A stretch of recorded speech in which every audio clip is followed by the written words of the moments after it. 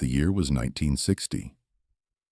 A young man, barely out of his teens, stood before a group of reporters, his Olympic gold medal glinting under the lights. He was full of himself, a confident, even arrogant champion fresh from Rome. He had just won the gold, and the world was his stage. He loved the attention, the flashbulbs, the microphones shoved into his face. He was asked about a rising star, a young fighter named Cassius Clay, who was already making waves with his unusual style. The Olympian, with a sneer that barely hid his disdain, began to speak about Clay's training. He scoffed, describing Clay's shadowboxing and footwork drills as child's play. He said Clay bounced around too much, danced when he should be punching, and moved his head like he was dodging imaginary bees. He called it unprofessional, a circus act more than serious training. He declared Clay's technique was a joke, and that it would lead to his downfall. He stood there, puffed up, predicting that his own traditional powerful style, honed by years of disciplined training, was the only true path to victory. He believed in solid stances, heavy punches, and predictable textbook combinations. Clay's style was everything he wasn't, everything he thought was wrong with the new generation of boxers.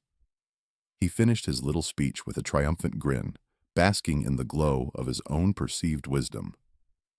Ali, still Cassius Clay then, heard these words. He didn't hear them directly, not in that moment, but the words traveled fast through the boxing world.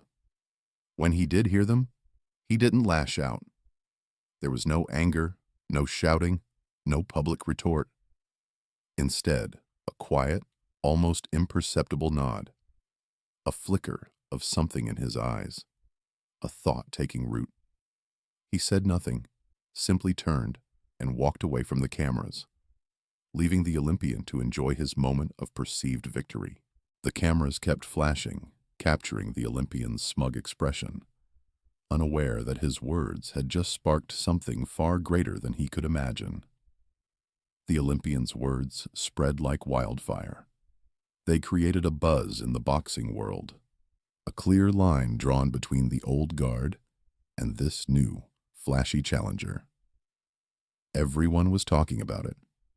Was Clay's style really just a gimmick?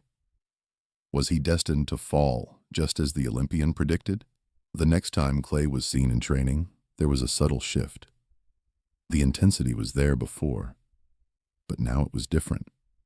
Sharper, more focused. Every step, every feint, every punch seemed to carry a new weight, a new purpose. It was as if the Olympian's words had tightened a spring inside him, ready to unleash something powerful. Some challenges are not met with words, but with an unwavering will. The boxing world watched, wondering if Ali would respond and how. The Olympian, meanwhile, was convinced he had won the psychological battle, that he had put the upstart in his place. He believed he had planted a seed of doubt, and that it would blossom into defeat for Clay. He felt strong, confident, and justified in his traditional beliefs. The air was thick with anticipation. Before we continue, subscribe to the channel and tell us where you're watching from in the comments. The United States in the mid-20th century was a country of contrasts, especially for a young black man growing up in the South. Segregated neighborhoods were a reality, but within them, communities thrived with an energy all their own. In cities like Louisville, where Cassius Clay grew up, and Harlem, vibrant African-American cultures pulsed with life. The rhythm of jazz and blues wasn't just music. It was the heartbeat of resilience, a soundtrack to everyday struggles and quiet triumphs. These were places where self-expression was not just encouraged, it was a form of survival against systemic racism and prejudice. Ali's early life was rooted in this strong family and community. His mother, Odessa, gave him a deep sense of self-worth. His father, Cassius Sr., introduced him to art and poetry. This upbringing instilled in him a profound sense of pride, a belief in his own voice, and an unconventional spirit that would later define his boxing style. He learned to speak his mind, to stand tall, and to challenge the norms, not just in the ring, but in life. He saw boxing as a canvas for his unique personality, not just a brutal sport. Contrast this with the Olympian's background. He likely came from a different kind of environment, perhaps a more privileged or mainstream athletic world. His training probably took place in traditional boxing schools, where established hierarchies dictated every move. The emphasis was on discipline, on following the rules, on mastering predictable techniques that had worked for generations. This upbringing fostered a belief in conventional methods and a deep-seated disdain for anything perceived as unorthodox or flashy. To him, boxing was a science, a set of proven principles, and anything outside that was simply wrong. The prevailing boxing norms of that era were clear. Brute strength was king. Fighters were expected to stand firm, absorb punches, and deliver powerful, rigid combinations. The ideal boxer was a stoic warrior, not a dancer. Ali's fluid dancing style, his quick jabs, and his seemingly effortless footwork were anomalies. He moved like a lightweight, but hit like a heavyweight. He floated like a butterfly and stung like a bee, a phrase that would become legendary. This was a radical departure from what was considered proper boxing. Early tensions between these two worlds were subtle but constant. The traditionalists in boxing, many of whom were white and held positions of power, often dismissed Ali's style as mere showmanship. They saw it as disrespectful to the sport's heritage, a gimmick designed to draw attention rather than win fights. They couldn't understand why he wouldn't fight like everyone else. Meanwhile, Ali's community saw his style as a powerful new form of expression, a reflection of their own resilience and refusal to be confined by old rules. He was breaking molds, not just in boxing, but in how a black athlete could carry himself. The Olympian, a product of the traditional boxing establishment, naturally viewed Ali's approach with skepticism that quickly grew into resentment. He saw Ali's success as an affront to everything he believed in. He felt Ali was making a mockery of the sport he held so dear. This resentment was not just about technique. It was about a clash of cultures, a collision of worldviews. The Olympian, confident in his own traditional prowess, saw Ali as an upstart who needed to be put in his place, not just for his own good, but for the good of boxing itself. He believed he was upholding the integrity of the sport against a flamboyant pretender. The Olympian's public mockery, delivered with such confidence, wasn't a sudden outburst. Instead, it was the final straw in a long history of professional jealousy and a deep-seated belief in his own superiority. Long before the bright lights of the 1960 Olympics, cracks had already started to appear in the relationship between these two rising stars, or rather, the lack of one. Their paths had crossed many times in amateur tournaments and early professional bouts. They were often at the same events, sometimes even on the same fight cards, though they never directly fought each other. Even then, the Olympian would watch Ali, then Cassius Clay, with a mix of fascination and growing frustration. He saw the crowds gravitate towards Ali, drawn by his quick wit and even quicker hands. While the Olympian meticulously honed his craft in the gym, following every rule, Ali seemed to be rewriting the playbook with every movement. The attention Ali garnered, the buzz that followed him, felt like a personal affront. It was as if Ali was stealing the spotlight that the Olympian believed rightfully belonged to him, earned through hard work and adherence to tradition. The Olympians' frustrations weren't always voiced directly. Often, they came out as disguised humiliations, subtle digs that chipped away at Ali's public image. He would make veiled comments to reporters, hinting that Ali's success was more about showmanship than genuine skill. He'd dismiss Ali's victories as lucky breaks against lesser opponents. In public, he might offer a dismissive wave or a condescending smile when Ali's name came up. These weren't direct confrontations, but they were carefully designed to undermine Ali's confidence and standing in the boxing community. The Olympian believed that by constantly downplaying Ali, he was asserting his own perceived intellectual and technical dominance. There were also unspoken promises, the kind that the boxing establishment often made to its favored sons. The Olympian, with his traditional style and impeccable amateur record, was likely groomed for a clear path to glory.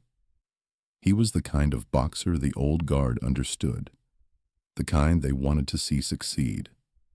But then Ali came along, disrupting the expected order with his unconventional approach and undeniable talent.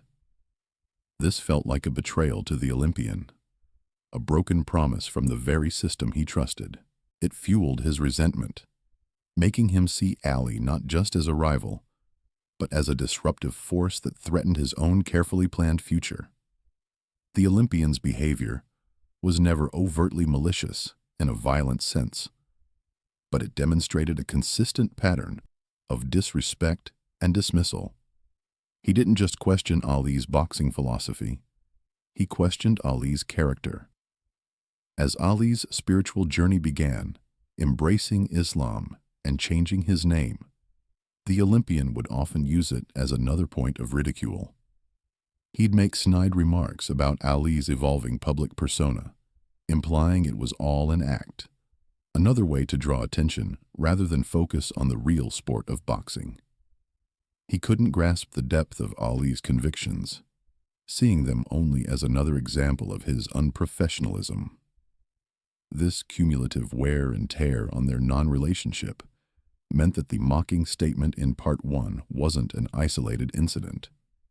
It was the culmination of years of professional jealousy, of cultural misunderstanding, of a deep-seated belief in his own superior way of doing things. It was a final, public attempt to assert dominance, to diminish Ali in the eyes of the world, and to reclaim the spotlight he felt Ali had stolen.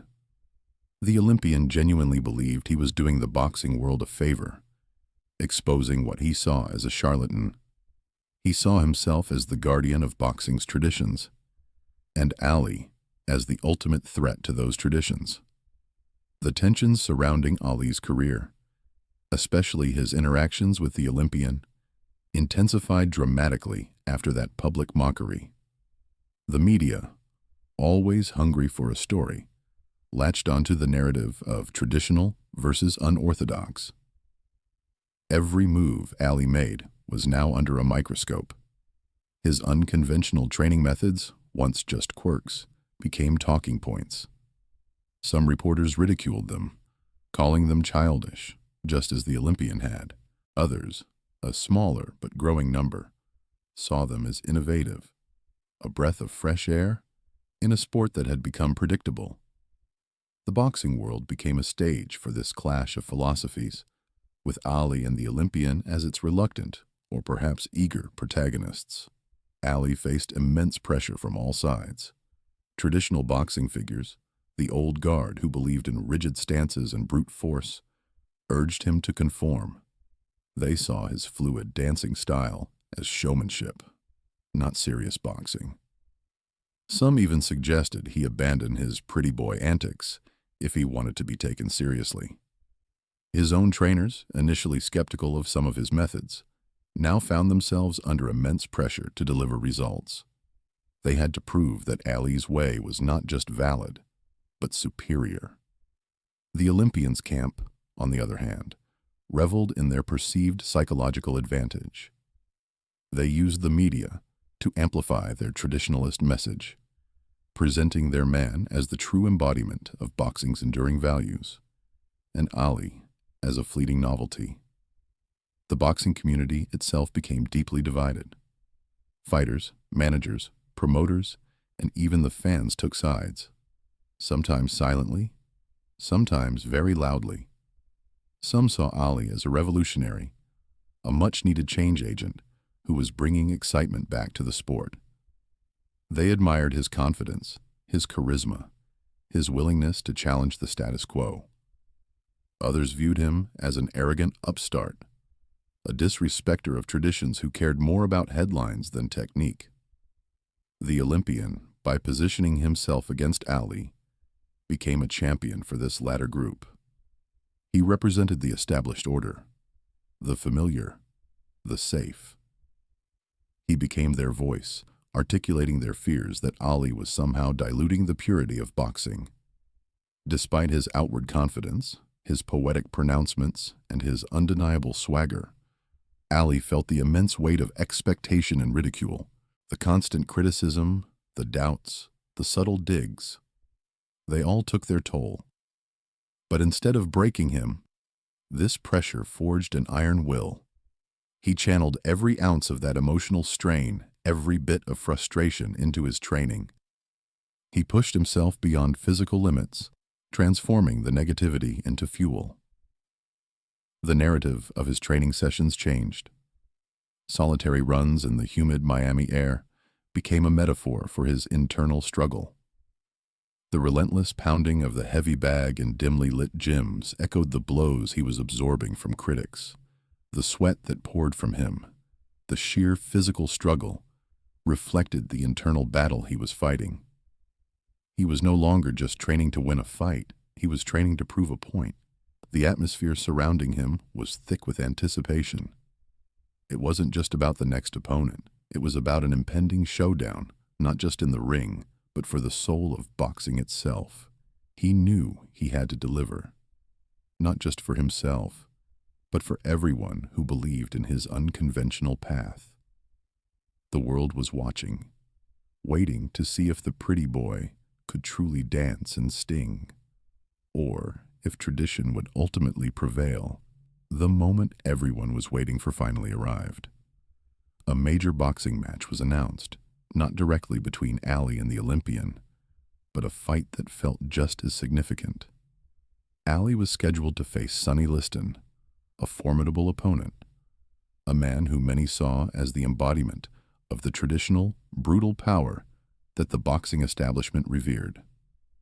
Liston was a proxy, in a way, for everything the Olympian represented: raw strength, conventional technique, and an almost intimidating presence that seemed to scoff at Ali's dancing style. The boxing world buzzed with the news. This wasn't just a championship bout. It was a showdown of ideologies. The Olympian, now a prominent figure in boxing circles, was naturally present. He'd secured a spot as a ringside commentator, his voice carrying weight with the traditionalists. In the days leading up to the fight, he seized every opportunity to intensify his public taunts. He predicted Ali's swift defeat, openly questioning his chin, his stamina, and especially his fancy footwork.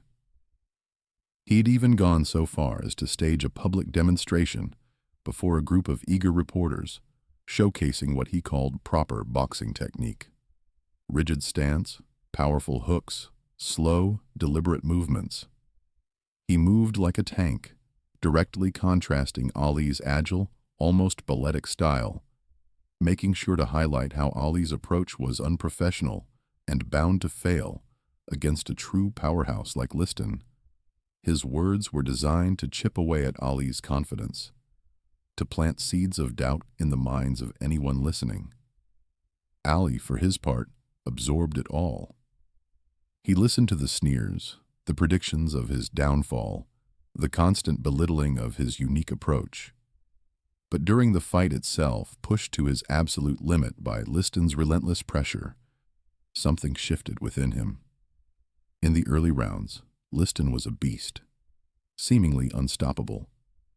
Ali moved, he danced, he evaded, But the sheer force of Liston was overwhelming.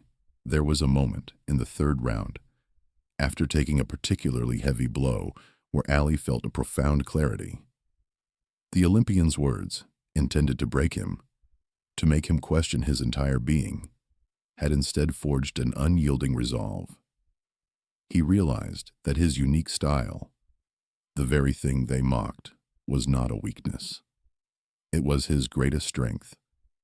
It was a manifestation of his true self, an extension of his personality, his spirit.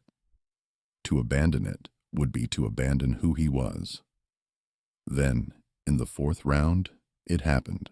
Ali, moving with a speed and grace that seemed impossible for a man his size, executed a move that was both beautiful and devastatingly effective. He danced, feinted, and then, in a blur of motion, unleashed a combination of punches that landed with pinpoint accuracy. It was a flurry that Liston, for all his power, simply couldn't counter. A quick jab, followed by a swift right cross, then another jab, all delivered with an effortless flow. It was a direct counter to the very techniques the Olympian had mocked, a testament to the power of movement and precision over brute force. This wasn't just a punch, it was a statement. It was defiance. It was art in motion. The crowd erupted, a mixture of awe and disbelief washing over the arena. Many had never seen anything like it. The Olympian, watching from ringside, visibly flinched. His smug confidence, which had been so unwavering just moments before, crumbled. It was replaced by a dawning realization of Ali's undeniable genius and the sheer magnitude of his own misjudgment. His jaw clenched, his eyes wide. This wasn't just about winning a fight. It was about validating an entire philosophy, a way of life, a belief that authenticity could triumph over convention.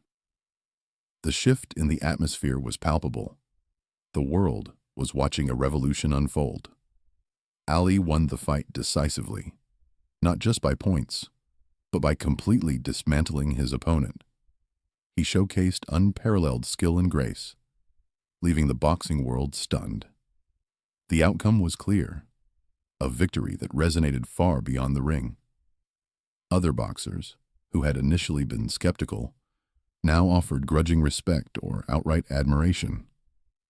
The media, which had once questioned Ali's methods and demeanor, now hailed him as a revolutionary.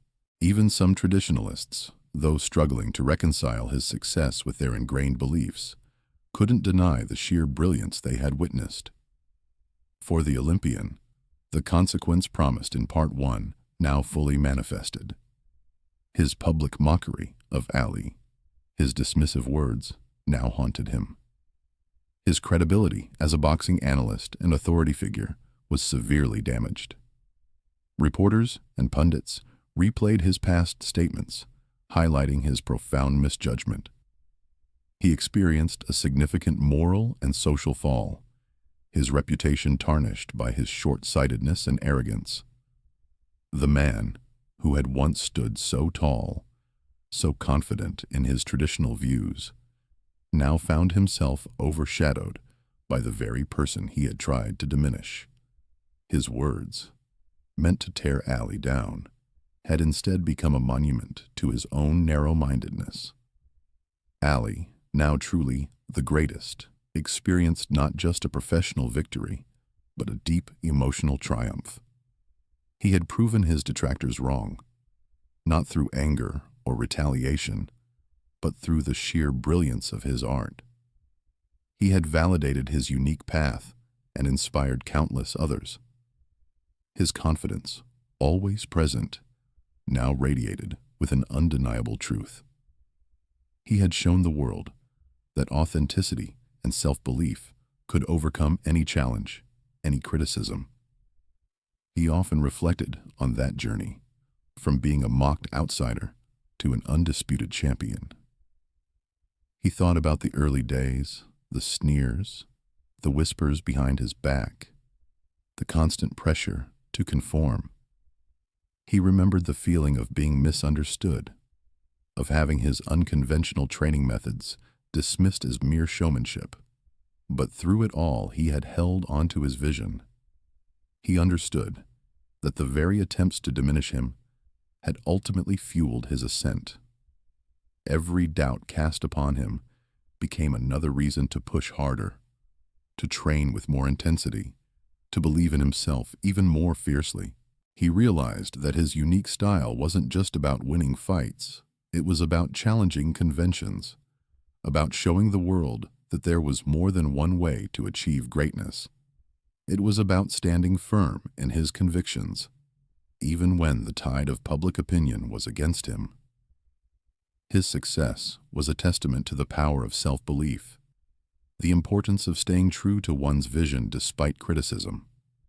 He had learned that true strength came not from conforming, but from embracing what made him different. Ali's story became a powerful, echoing statement about the enduring legacy of those who dare to be different. It left a profound impact, reminding everyone that conviction and resilience are often the keys to unlocking true potential. He proved that sometimes the greatest victories are won not just in the ring, but in the quiet strength of one's own spirit, in the unwavering belief in oneself, even when the whole world doubts. His legacy wasn't just about boxing. It was about courage, individuality, and the relentless pursuit of one's own truth.